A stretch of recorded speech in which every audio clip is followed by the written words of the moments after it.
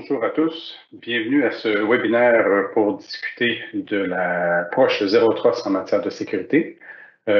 Aujourd'hui, comme on va le voir, il y aura une présentation de la différence entre une sécurité dite traditionnelle et l'approche Zero Trust. Pour ce faire, on a décidé cette fois-ci de jumeler les compétences et les connaissances de nos deux organisations, c'est-à-dire MS Solutions et la plus récente acquisition FXTI, en la personne de moi-même, Bernard Després, directeur de la pratique sécurité Audi, consultant depuis 1999, et plus spécifiquement en cybersécurité depuis une quinzaine d'années, avec les certifications que vous voyez à l'écran. J'ai pour m'accompagner mon nouveau confrère, Élie Ibrahim, puis je vais lui laisser la possibilité de lui-même se présenter. Donc, bonjour, Élie Ibrahim, spécialiste en sécurité des réseaux. Je suis consultant informatique depuis 2015, mais plus spécifiquement dans les 5 dernières années, spécialisé en cybersécurité. Aussi un intervenant certifié Cisco Sécurité. Donc, je repasse la parole à mon collègue Bernard. Merci beaucoup, Élie. Donc, la raison pour laquelle vous voyez une forteresse devant vous, c'est que l'approche informatique très traditionnelle, c'était d'avoir un périmètre de sécurité qui s'occupait essentiellement de toute la sécurité, à la fois informatique et aussi gestion des accès, c'est-à-dire en ayant un bon pare-feu, c'est-à-dire un périmètre informatique sécuritaire, en ayant un contrôle des accès physiques sur qui peut venir dans le bâtiment et qui peut aussi venir interagir avec les systèmes informatiques. Et parce que tous les systèmes informatiques sont à l'intérieur des murs de l'entreprise, ce qui était souvent le cas dans le passé, eh bien, c'est là qu'on atteignait un peu à l'image d'une forteresse, une sécurité qui était adéquate.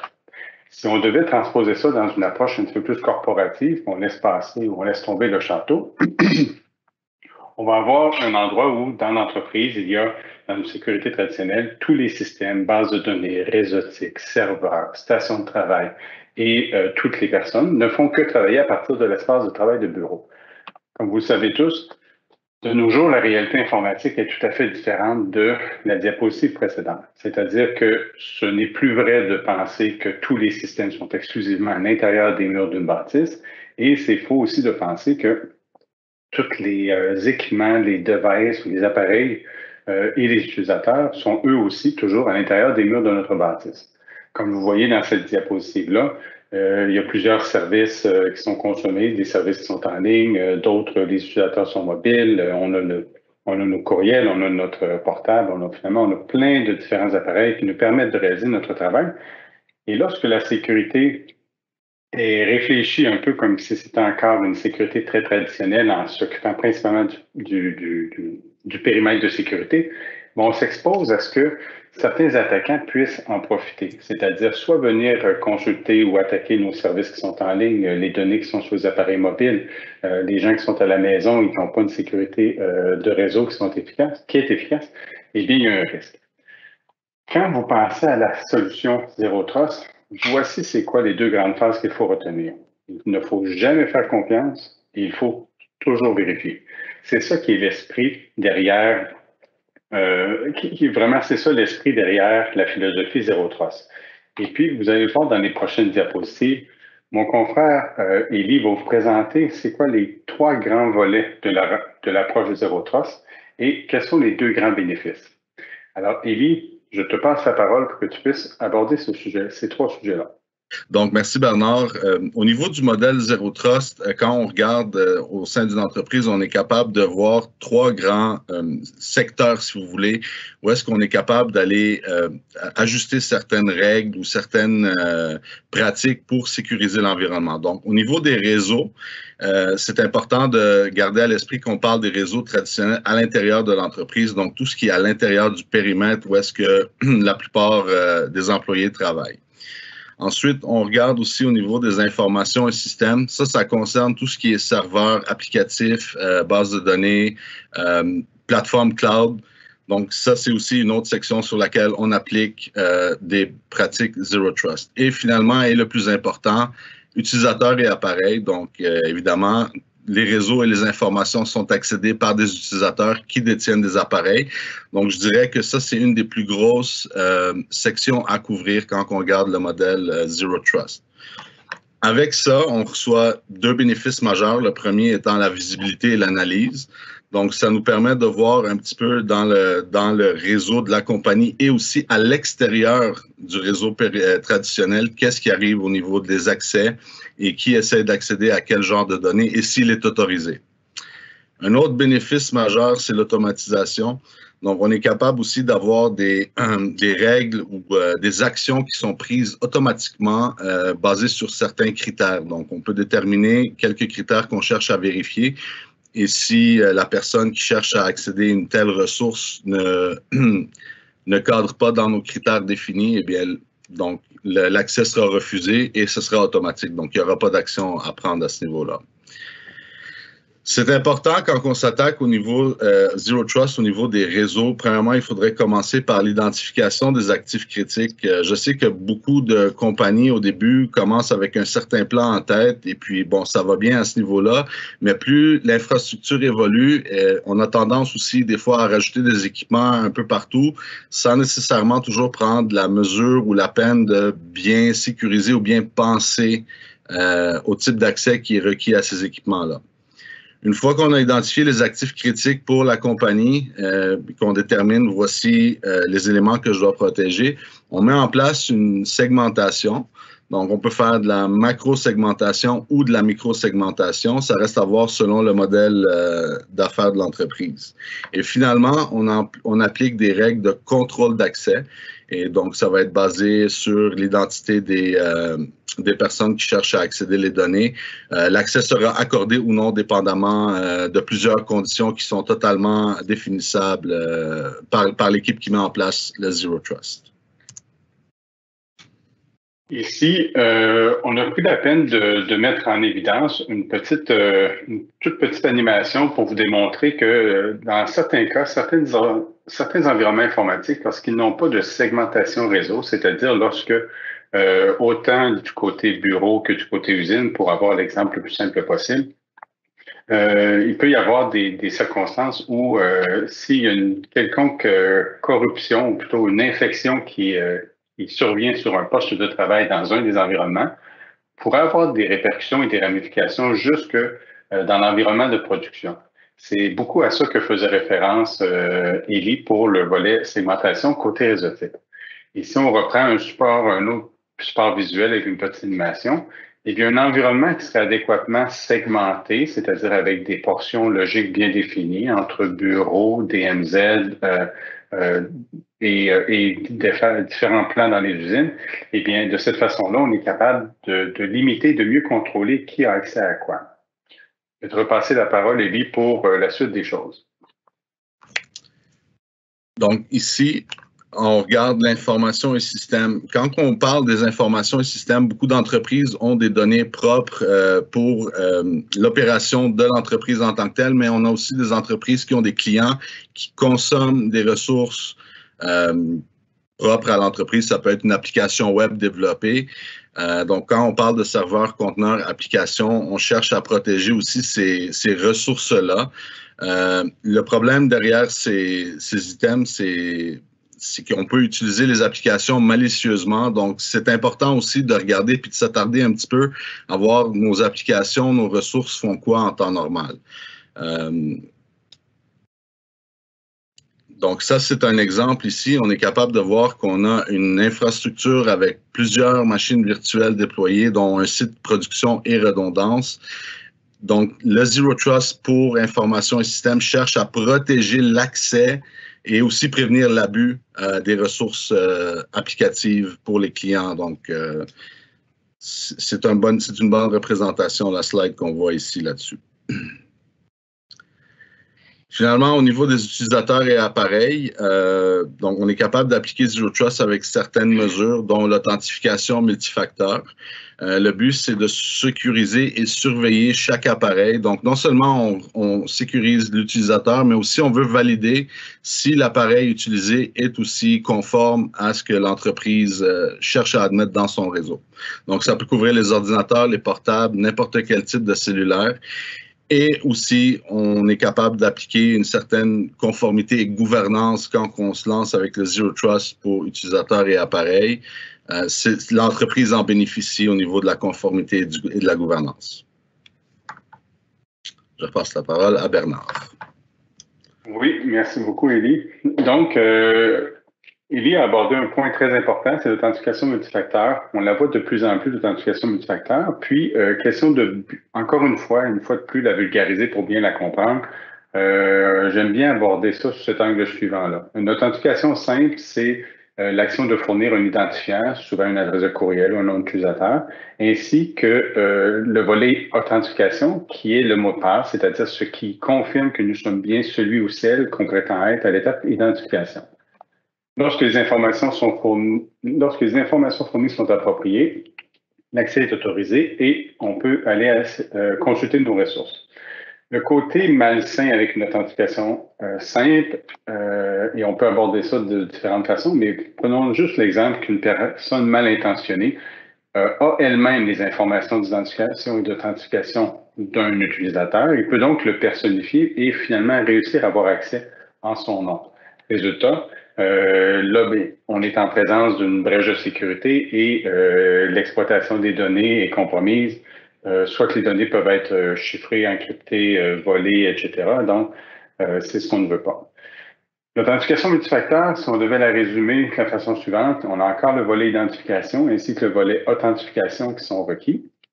Mais il y a un petit module supplémentaire, ou une étape supplémentaire qui est celle de fournir l'authentification supplémentaire, c'est-à-dire une chose que vous possédez que vous avez en votre possession. Puis, ça pourrait être une réponse à une question, ça pourrait être recevoir un texto, mais ici présent, on nous présente trois différentes outils qui sont des jetons logiciels, des one-time passwords, Microsoft Authenticator, Duo Sécurité ou Google Authenticator.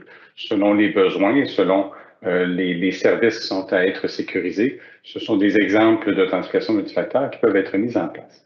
Si on reprend notre exemple avec la personne mal intentionnée tout à l'heure, elle va peut-être avoir encore l'identifiant et l'authentification, mais puisqu'elle n'aura pas l'authentification supplémentaire, l'accès va lui être refusé et les données vont demeurer en meilleure sécurité. C'était un petit cours 101 vraiment rapide de l'authentification multifacteur. Sur ce, je repasse la parole à Élie pour aborder le volet des bénéfices. Merci Bernard. Donc, évidemment, comme j'ai abordé plus tôt, on a quand même plusieurs bénéfices, mais les plus importants seraient visibilité et analyse. Donc, ça nous donne une visibilité sur l'ensemble des actifs dans le parc informatique, qui soit à l'intérieur de l'entreprise ou même aussi à l'extérieur. Ça permet aussi une meilleure surveillance des communications en temps réel, tout en nous donnant une journalisation qui est beaucoup plus détaillée quand vient le temps de venir faire des recherches au niveau d'un incident de sécurité. Aussi, un des plus grands bénéfices, c'est qu'il y a une analyse dynamique qui est faite avec les produits qui sont en place, donc qui sont déployés dans la solution Zero Trust. Et donc, ça aide aussi les intervenants des équipes de sécurité à avoir une meilleure idée sur le portrait global d'une attaque s'il y a lieu. Donc, ici, c'est un exemple traditionnel, très de base, où est-ce qu'on a une core switch qui est branchée dans un firewall. Ici, donc, avec un outil qui s'appelle Stealthwatch Enterprise de Cisco, on est capable d'appliquer de la détection d'anomalies, de l'analyse, l'analyse des sessions en cours et aussi prévenir la perte de données. Donc, toute cette information-là, en fait, l'information est collectée à des endroits stratégiques du réseau. On envoie ça vers un flow collector ou un sensor qui ensuite envoie l'information vers la console de gestion de Stealthwatch où est-ce qu'on voit la corrélation et l'analyse, la journalisation des événements que le produit a vu arriver sur le réseau, en fait. Un autre bénéfice que j'ai abordé tantôt, l'automatisation. Beaucoup d'entreprises n'ont pas nécessairement toujours des équipes dédiées pour la sécurité ou en tout cas pour la réponse aux incidents.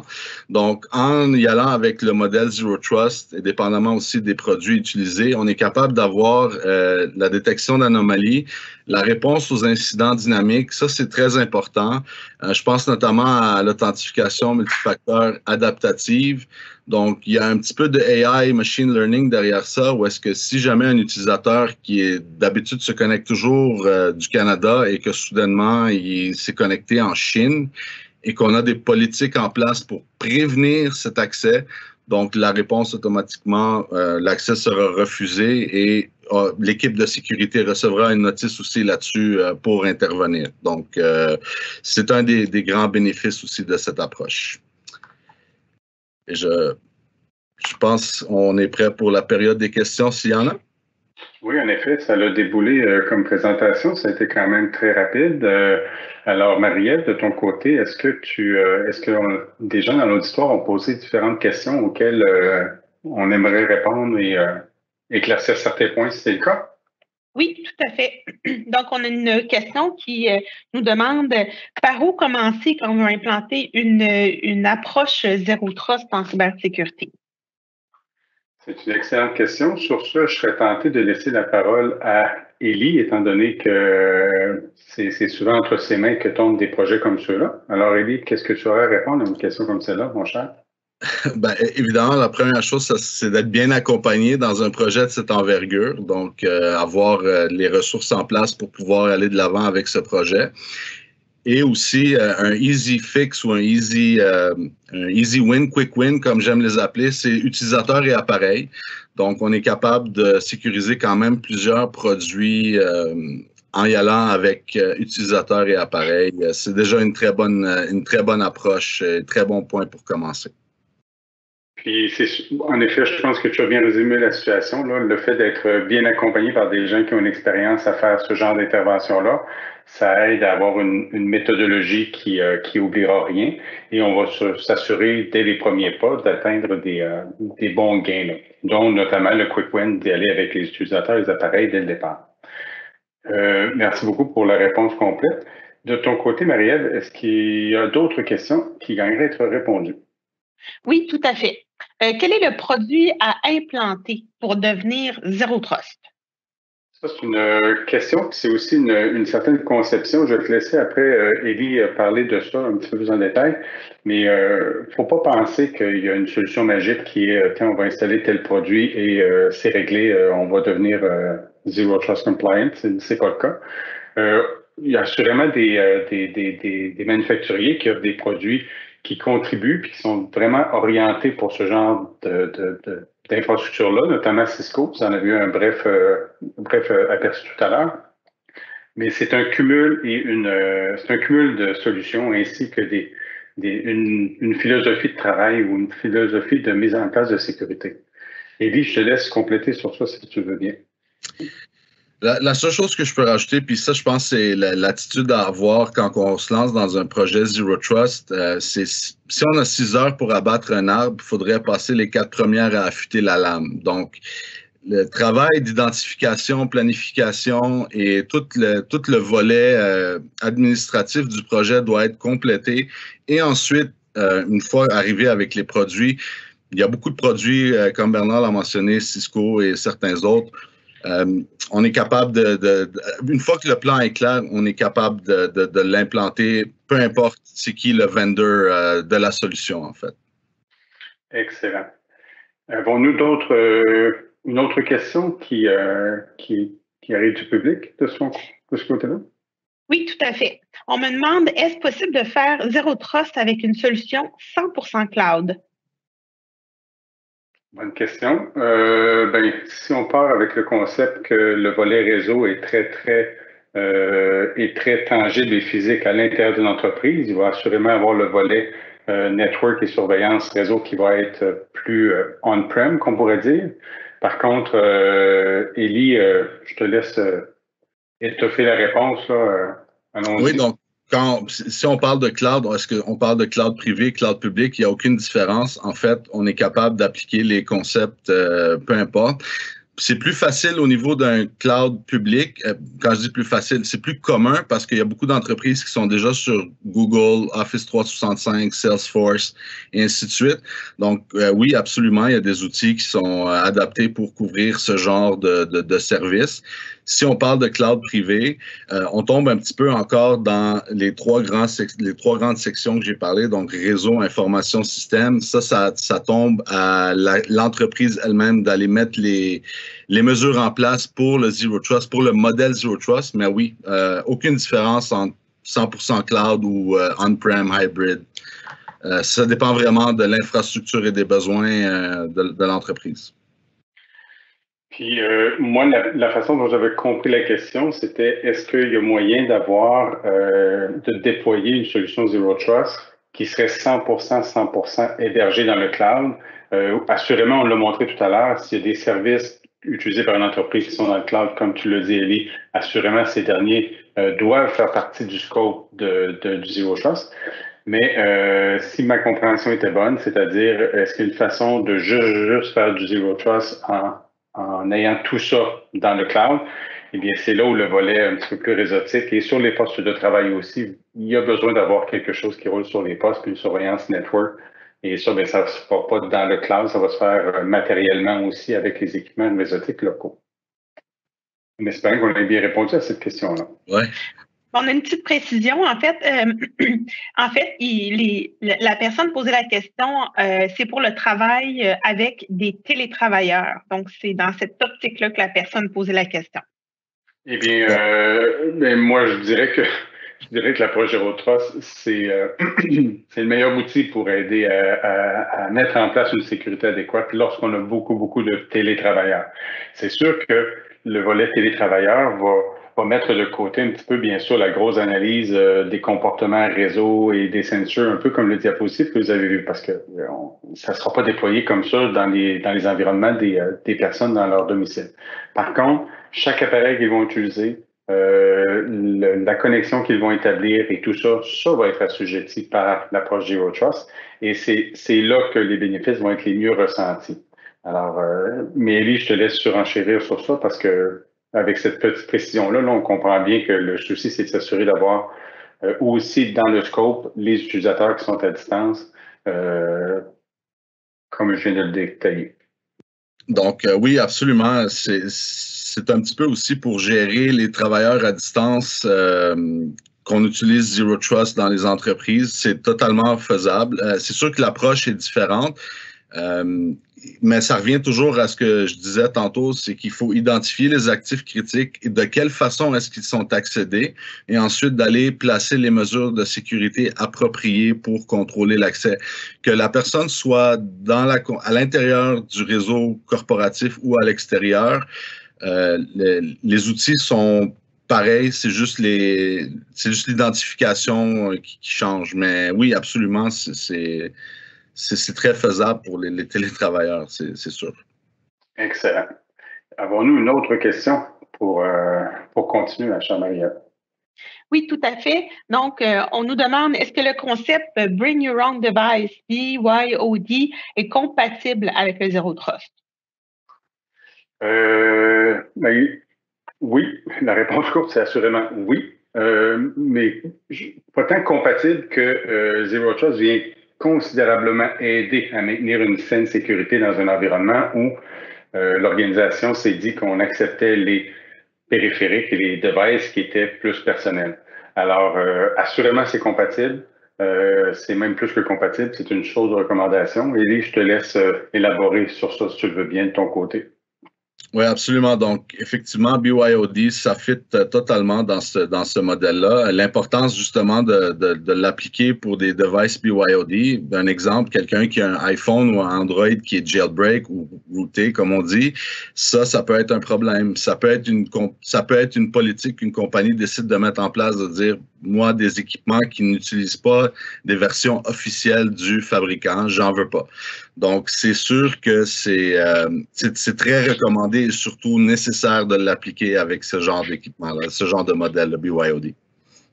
J'ajouterais même que c'est possiblement dans les premiers quick wins qui peuvent être allés chercher, là, comme une des premières questions, si mon souvenir était bon, là, par où on commence pour implanter ça, pour implanter l'approche Zero Trust. Eh bien, comme Élie l'avait mentionné, c'est sur les appareils et c'est sur les utilisateurs. Et comme ce sont eux, les utilisateurs, qui vont avoir les device BYOD. Alors, assurément, c'est là qu'on va faire les premiers gains très intéressants. Excellent. Encore merci, Élie, pour cette précision-là. Marie-Ève, avons-nous d'autres questions? Non, ça fait le tour des questions qu'on avait aujourd'hui. Excellent. Alors, il reste juste à changer de diapositive pour vous remercier à tous de votre participation, de votre attention, des questions très, très, très pertinentes qu'on a eues, fort appréciées. Et si vous avez des questions, des interrogations, vous aimeriez en apprendre davantage, n'hésitez pas à communiquer avec vos contacts habituels chez Mes Solutions. Et si vous n'en avez pas, eh bien, n'hésitez pas à communiquer avec notre équipe. Comme ça, on va s'arranger pour vous mettre entre bonnes mains. Et puis, avec un bon accompagnement, les bonnes technologies, vous allez voir déjà une grande amélioration dans la sécurité de votre environnement informatique. Et sur ce, on va conclure. Un énorme merci à mon confrère Élie d'avoir été présent. Mais c'est seulement lui qui a tout présenté, les volets plus techniques. Et merci beaucoup, Marie-Ève, pour cet encadrement-là de la présentation.